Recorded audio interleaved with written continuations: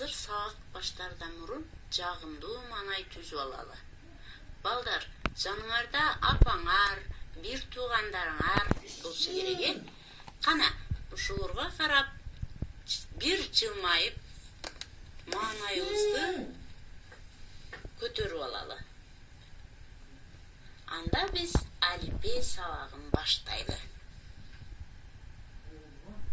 Алга суроо берейин. Токойдогу эң күчтүү жаныбар кайсы? Азаматсыңар балдар. Ал арстан. Ал эми экинчи суроом, токойдо жашаган эң коркок жаныбарды билесиңерби? Туура таптыңар балдар. Ал коён. Сабактын темасы арстан менен коён. Сабактын максаты чыгарманы окуп түшүнгөнүңөрдү айтып берсеңер, сүйлөө кебиңерди өстүрсөңөр, жаныбарларга айыр мамиле жасоого, коргоого тарбиялансаңар, сабак максатына жетет. Арстан менен коён. Кыргыз эл жомогу калың токойдун четинде бир коён жашаптыр. Ал коркоктук кылып, ийининен эч чыкчу эмес. Бир күнү ал, мен коркконумдан жалаң гана ийинде жатып, кантип күн көрөм. Мындай кылбайын, баатыр болоюн, деп ойлоду. Ошол замат ийинден чыга калды. Коён алдында турган арстанды көрүп, жыгаштай катып калды.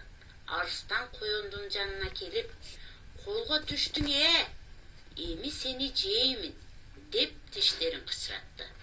Коён кутулуштун аргасын издеп, жесең же, бирок айта турган сырым бар, деди.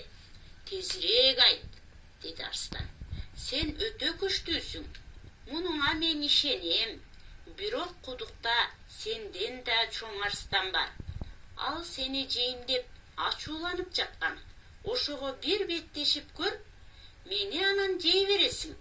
Мен эч кайда качпайм. Арстан чындап ачууланып, кана, кайсы жерде? Мени ээрчитип баргын, деди. Коён арстанды кудукка ээрчитип барып, мына ушул кудукта, көрчү өзүң, деди. Арстан кудукту карап, өзүнүн сөлөкөтүн көрдү да, мен ушундан кантип кем калайын? Кана, күрөшүп көрөлү, деп кудукка секирип түштү. Арстан коён ошентип кутулуп, махоо экен деп шылдың кылып секирген бойдон кете бериптир. Балдар, жомок жактыбы силерге? Коён арстанды кантип алдады?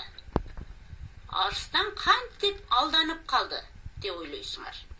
Силерге тапшырма, жомоктогу каармандарга кластер түзүп келесиңер.